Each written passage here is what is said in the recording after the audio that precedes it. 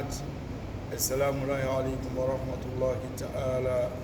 وبركاته. وعليكم السلام ورحمة الله تعالى وبركاته. يقول سبحانه وتعالى في محكم تنزيله: يا أيها الذين آمنوا قوا أنفسكم وأهليكم النار وقودها الناس والحجارة عليها ملائكة غلاظ شداد لا يعصون الله ما أمرهم ويفعلون ما يؤمرون. الآية. ويقول مصطفى صلى الله عليه وسلم: اقرأوا القرآن وابكوا وإن لم تبكوا فتباكوا. أيها المؤمنون، أوصيكم ونفسي بتقوى الله وطاعة الله ورسوله، واعلموا يا عباد الله أنها لا تتم طاعة الله إلا بطاعة رسوله صلى الله عليه وسلم. والرسول صلى الله عليه وسلم ترك عندنا شيئين: الكتاب الله والسنة، ما تمسكنا بهما لن نضل من بعده. أيها الإخوة، ولما دعوا متغيني على فيك الشيطان تورما علموا مبورا على كهيننا ناكا ألسو سببوي وكوفا مسنجي على تقبل جماعي على مجينا من الله ولنتي فربانما على كمان نما كره لنتيدو جينما أيوتي بما ولما لتالا هني بألانني على كبكو مساري ولا جنات كنما يبالسو مامون ببوليسون وبشيمون كانت كبولي لا ولما obe sagani bamunu kanti ke boli la olu ka danfente bale o ka yiri mun lese ka ke boli o tade yiri nuyi o ka kaba munu lese o tade ala tade ya bɛyi o mais adamaden yɛrɛ diɲɛ fɛ ala fɛ adamaden k'i ban ala la k'i ɲɛsin fɛn dɔ ma k'i concentré kan ala ti fɛ ka bɔ adamaden jigi kɔrɔ o de la bolisonna b'a fɔ n bɛ nin kɛ a bɛ kɛ n t'a ti ka foyi kɛ. Melakin adamaden yɛrɛ ka di ala ye adamadenya bonya n'a haiba n'i dandan ko mun na danko cɛɲi na e hakili ma i ka sɔn ka ban ne la k'a kɛ tan donc n'i ko ten kɛ i fana bɛ nin kɛ ye min ma kɔnɔ o de la bolisɔnna mana fɔ n bɛ nin kɛ i b'a ye a bɛ kɛ n tɛ ale tɛ ala de don a bɛ taa fɛn min kɛ nka bolisɔn k'a bɛ boli in deli n'o ye o fɛn ye ala ka dɔnfɛn dɔ de ye ale ma da donc ale yɛrɛ diyaɲɛ de ye adamadenya diyaɲɛ n'a bonya ala y'a kɛ n'o ɔ donc n'o kɛra prétexte ye mɔgɔ dɔw bolo k'a fɔ ko bon vraiment bolisɔnna mana fɔ i tɛ si n'a ko nin bɛ kɛ nin bɛ kɛ n'a bɛ se o la a ka jidan yɛrɛ kɛ a b'a la nɛni n'a tilara a b'a la ka ji de soli k'a min ɲɛkisɛ min b'a bolo a ta tɛ ala ta de don bali ni sumaya y'a minɛ bolisɔnna jumɛn bɛ yen n'a tɛ yiri utiliser a bɛ taa yiri min tigɛ kungo kɔnɔ k'a yɛrɛ furakɛ kama a yɛrɛ furakɛ n'a ye n'ala ta de don ala ye kabako masa de ye a dusu sumalen don parce que diɲɛ in a ma filɛ de a ye diɲɛ kɛ darul amal baara so de don donc lahara ye darul jaza'i de ye ɔ ni maa min ye tulon kɛ diɲɛ na man amila solihan fali nafsihi wa man asaa fa alayha wa ma rabbuka bisalamin lil abid. Donc diɲɛ ye fɛn fila de ye n'i nana diɲɛ na n'i m'a kɛ i yɛrɛ ye i b'a k'i yɛrɛ la o fila de don kɛ n yɛrɛ ye wala kɛ n yɛrɛ la donc n'i y'a k'i yɛrɛ ye i b'a sara sɔrɔ n'i y'a k'i yɛrɛ kun fɛnɛ na a kɔlɔlɔ bɛ e de kan donc ala ti jɔn tɛ ɲɔgɔn ala ka hakilima di aw ma Amin. o la o kɔfɛ alikiyama nɛɛma tigi de ye ala ye ala k'o di ne ni aw bɛɛ lajɛlen ma Amin. o la an bɛ sɔli k'a ka ciden kan n'o ye mamadu ye a n'a so denkɛw a n'a ka sababaw kuma kuntala surunna ani maa minnu y'a ladege ni ɲuman kɛ ka se jɔ dɔ ma o la an bɛ aw fo samiya foli la n'o de ye ala k'an kisi Amin. ala k'an kisi Amin. ala k'an kisi Amin. ala ka soba o de ye so ninnu ye wagatiw ka di ala ye nin so ninnu ka di ala ye ala mun tɛ macɛrɛma fɛn ye n'a t'i ye mais so ninnu de ka d'a ye a ko ale ka so de donc ni maa min yɛrɛ sɔrɔ o so kɔnɔna na donc o ye ala tanuba de ye sunkalo min n'an b'a kɔnɔna na ni ala masa a tilankɛ tɛmɛna tile fɔlɔ kɛra juma ye ka tile 15 kɛ juma fana ye o ye koba de donc tile kabiri sisan mɛlɛkɛw bɛ kasira sunkalo in bɛna kɔ don k'a sɔrɔ silamɛw kungo ma dilan wa sunkalo bɛna kɔ don k'a sɔrɔ silamɛw ka situation ma réglé wa sunkalo in bɛna kɔ don ka aw to lahala jumɛn na sunkalo bɛna kɔ don k'a sɔrɔ aw m'a tɔnɔbɔ wa sunkalo bɛna kɔ don k'a sɔrɔ aw denw ma barika wa sunkalo bɛna kɔ don k'a sɔrɔ aw hakili ma k'a ta ye wa sunkalo bɛna kɔ don k'a sɔrɔ aw ma kuranɛ labaara wa sunkalo bɛna kɔ don k'a sɔrɔ aw ma kuranɛ faamu wa sunkalo bɛna kɔ don k'a sɔrɔ aw ma barika ni kira ka sunna ye wa sunkalo bɛna kɔ don nin cogoya in na aw la wa mɛlɛkɛw bɛ kasi la nin wagati in na mais lakini anw dɔw pereselen b'a banni na o de la i b'a sɔrɔ a bantɔ ala ko t'a bolo dalen bɛ k'a bila kosɛbɛ ko seli su an bɛ nin kɛ allahu akbar silamɛ de kɛra ten bi ka ala ko t'a bolo da k'a bila ko seli su an bɛ nin kɛ o bolo dalen don kira ko tɛ o kifa antum iza taqa shababukum wa fasadat fatayatukum qalu aw ka'inu zalika ya rasulallah qala na'am wa ashadu min zalika sayakun wa kifa antum in lam ta'muru bil ma'ruf wa lam tanhaw 'anil munkar qalu aw ka'inu zalika ya rasulallah qala na'am wa ashadu min zalika sayakun wa kifa antum iza amartum bil munkar wa nahaytum 'anil ma'ruf qalu aw ka'inu zalika ya rasulallah qala na'am wa ashadu min zalika sayakun hakaza allahu akbar alay masade kira ko cogo jumɛn kuranna bɛna to silamɛw bolo cogo jumɛn ale ka kira ka taa sira ma tunu mais silamɛw bɛna kɛ cogo di o dencɛw bɛna bɔ ka taa ala ko ta ɲini denmusow bɛ bɔ ka t'u yɛrɛ d'u ma sababu ko nin bɛ kɛ kira ko naam fɛn bɛ kɛ min ka jugu nin ye a ko cogo di n'aw mana ɲɔgɔn bila ɲuman na ka ɲɔgɔn bɔ juguman kan kuma kuntala surunna ɲɔgɔn bila ɲuman na ka ɲɔgɔn bɔ juguman kan parce que mɔgɔ y'o to an ka imamu bolo khutba la mɔgɔ y'o to an ka karamɔgɔ bolo radio la karamɔgɔ y'a fɔ ka ban a banna mais parents d'élèves yani parents olu ka rôle kɛra mun ye parents denmansaw je me pose la question est-ce que parents bɛ yɛrɛ est-ce que denmansaw bɛ yɛrɛ bɛɛ kan k'i yɛrɛ ɲininka na yani ala bɛ t'i ɲininka parce que an ye walanda min ta n'o ye tabiya ye éducation ye an tun t'a dɔn k'an bɛ temps sɔrɔ ka wagatinin k'a la mais an ye min kɔlɔsi a la an bɛna obligé ka kɛ silsila ye a kan ka taa da mun yɛrɛ la dɛ a bɛ taa yen a kan ka taa da mun yɛrɛ la a kan ka taa yen kabini mɔgɔ ma marié kabini muso ma furu cɛ ma fɔlɔ i kan ka mun de kɛ kabini cɛ ma muso furu fɔlɔ e kan ka mun de kɛ pour que ala bɛ sɔn den barikama na ne kan ka faamuya fɔlɔ e bɛ se ka taa mɔgɔ nɔfɛ ko yɛrɛma ko janna ka chauffeur ye ka sɔrɔ permis t'i bolo wa o bɛ se ka kɛ yan pas question permis t'i bolo hali pɔlisi o tɛ sɔn pɔlo a tigi bɛ sɔn a ka mɔbili d'i ma abada e bɛ se ka taa tile san ka bɔn garage kɔnɔ k'e sigi ko ka taa mɔbili d'i ma i b'a dilan o bɛ se ka kɛ yan c'est un dieu fisaya Allahu akbar c'est comme den ma dɔn yɛrɛ quoi adamaden ye mun ye occident in de tunu anw na quoi fikiriyan fikiriyan mɔgɔ si tɛ sɔn ka taa du san quartier la quartier mun man di ye mɔgɔ si tɛ sɔn k'i ka du di mansɔn ma k'a jɔ min man di ye mɔgɔ tɛ sɔn ma mɔgɔ tɛ sɔn ka taa mobili san mobili min n'i ma sɛgɛsɛgɛ mobili nin a pièce bɛ sɔrɔ wa n'a tiɲɛna dilanma b'a la wa mobili nin a garantilen de don wa i bɛ nin bɛɛ de ɲɛɲini mobili nin tɔ n'a sonyɛnen tɛ a papiyew dafalen don ka nin bɛɛ ɲɛ sɔrɔ ka sɔrɔ k'a san o ye bolifɛn ye n badenw mais cɛbakɔrɔ e bɛ nana du de composer du de bɛ nana composer e sigira i ka sigi kɔnɔ o de la rasula a bɛ fɔ an ka rasula kana lakum fi rasulillahi uswatun hasana ala ko fi rasulillah a m'a fɔ min na rasulillah lakad kana lakum fi rasulillah uswatun hasana ciden ne y'a kɛ aw bolo ladegeli fɛn ye mun ci ka ɲi kojugu c'est comme filɛyɔrɔ de don e ka rasul lajɛ a ka sunna na kira si selen san 25 25 ans jɔn de y'a ka furu initié maa si a yɛrɛ kosɛbɛ prophète yɛrɛ de y'a dɔn sira furu ye parce que a mɔnna ni hakili ye o de la a tun bɛ to k'a fɔ sahabaw ɲɛna adabani rabbi wa ahsana ta'dibi ne tigi yɛrɛ de ye lamɔ a ye jogo dɔ ka ɲɛ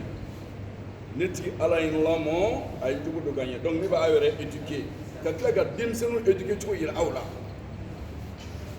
donc kira yɛrɛ de miirila n'an bɛ kira ladege nin de kan ka kɛ kira yɛrɛ de miirila yɛrɛ ye n sera furu ye je dois marier n kan ka furu kɛ bon n bɛ furu kɛ n kan ka mun kɛ qualité la qualité fait la différence n kan ka qualité ɲuman dɔ de ɲini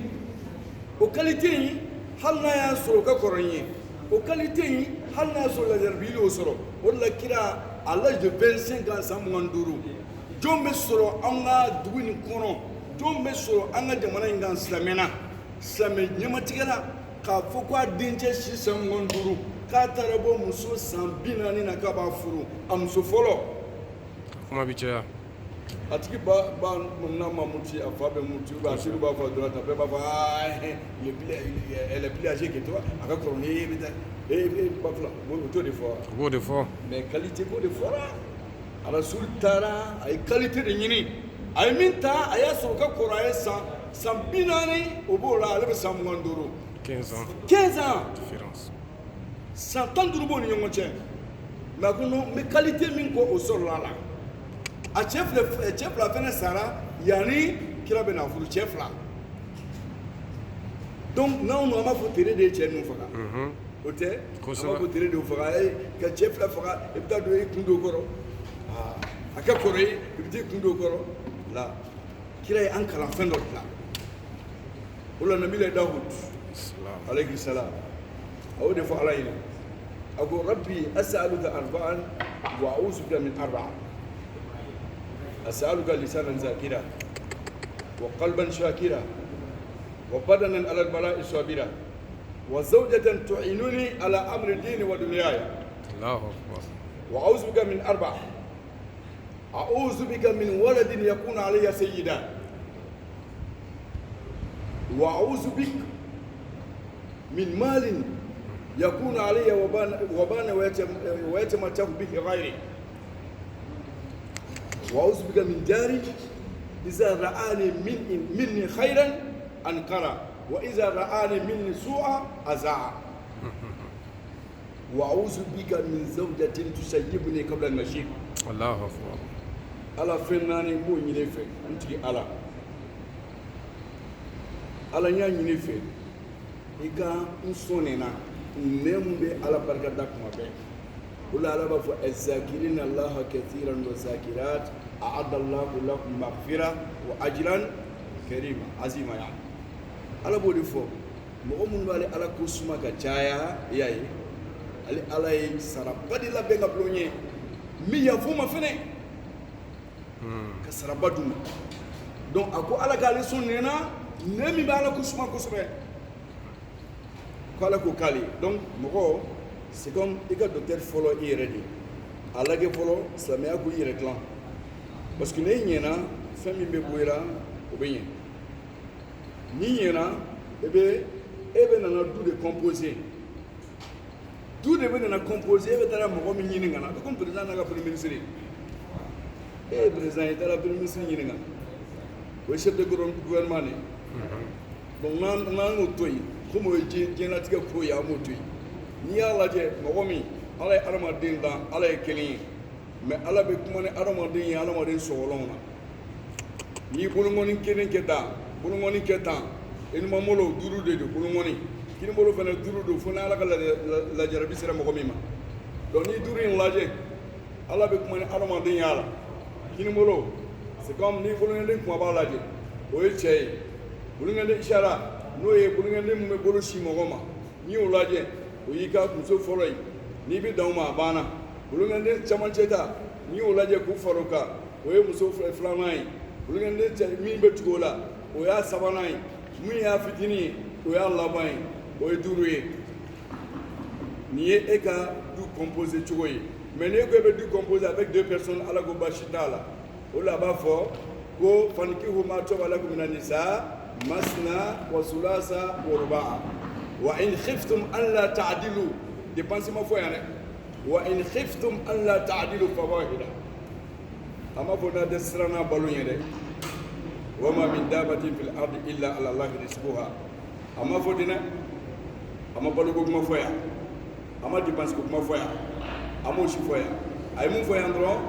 aya yira amari wa in khiftum an la ta'dilu fa wahida na strana kadna siga kli ay da ngene akuta o alo kile do jengenen no keleni do jengen keleni do ne ma keleni masa re cheka ba e ma jenga e re masa iki masa alago wa qada rabbuka an la ta'budu illa iya wa bil walidaini ihsana wa bil walidaini awdifo ama fo wa bil walid aw wa bil walida ama fo mashi wa bil walidaini ihsana akuma sa fulani c'est comme kabri mo mamari folo e rebit ki folo parce que ma fuke folo e ga gouvernement chira e ga du chira kabri ma fuke folo amo bulam de la dalo ni mo ba koloshi kabri ne ma so che folo ni tini ke kaba vérifier bana ki se do dure la kama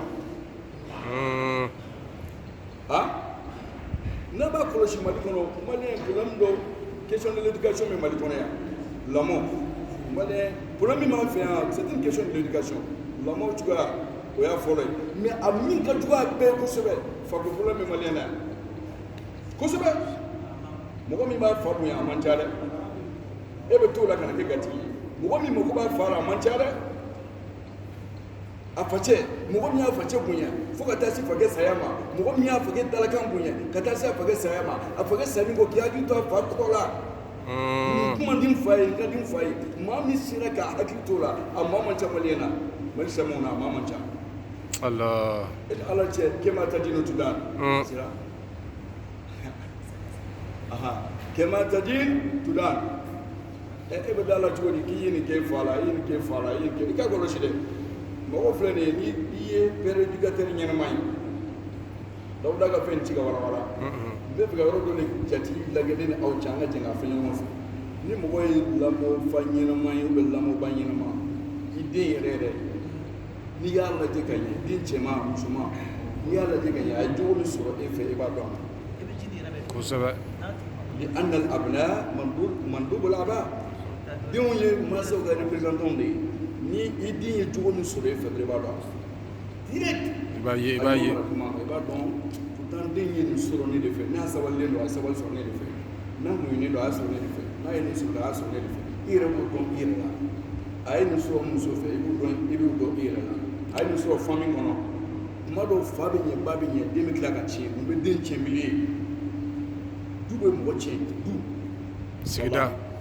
dube mo chi Allahu akbar e muso ke lom shita fe abebe dinamo boye maintenant be sida du mi kono du mi den chen wala kila go hijira ti ma fiyo fo kile ka ta bo kile hijira bete ga bo sa me dugura ka ta ka dugura ko hijira do ka bo du de ro kono ka ta du kono Allah guys o tanga no ni ka dine ka bo ni ka dine tu do be den cheni parce que en Afrique ga faronga angana fara ka solo te ko da cheni ko faronga do ga nyon dun la shuga ga nyon dun la cheni ga nyon dun mo go sa ka siki o le man fa donc on l'a da sur den no faga ba te be ne nyina ni mu ne be ga den ke dale mu ne be ga kase ke ta mili donc ni kera éducateur koloshini ke den be misure fi ba do na misure musufe musuba ere go don fane na misure tuno iba o le ba so to ko wa den ta ka bo so ka bla ko so ni ministre ta ta ko were te den jaya te ko to bu jamana kan ni to bi den jogo do ya den na ma mi so jogo do abi plenty de ko choka den man jogo so ni fa ma so ba fe aya so ko so ni la do me plenty ke outcome aba woni ki na ko saba o to kulo no na on de fe andro no an dinga objet di ma go sanga mo ma ya ta so ko tike ma go sanga de so ma ya ta ta ci da ma go sanga mo to ma ya ta ta ci am dinga tine kwa ma go sanga ma mo na do na dinga bilibili fle a ci ma fle ma ci abana ani ne dine o de ban fe ka kin for kulo ko yedron ba kita e wodu bale bitini ka ko yedron ayele ha fu ta de ba ti yala to ti fu famia afa ana fa bonno do o de ali masri e ka sana fa bonno de ba na fa bonno e na ko smo bonno de abana donc o de y'ale ninyɔrɔ ye tɛ mɔgɔ tɛ Ça. e ka ye ala ka hakiliman dɔ mɔgɔw taara kan de alahu akbar mais dɔ wɛrɛ tɛ c'est comme min kan ka rôle min jouer o de t'o kɛra i y'a ye min kan ka min kɛ n'o t'o kɛra baara bɛ kɛ tan donc i bɛ taa jigin dɔ la k'a sɔrɔ o tɛ ni den dɔ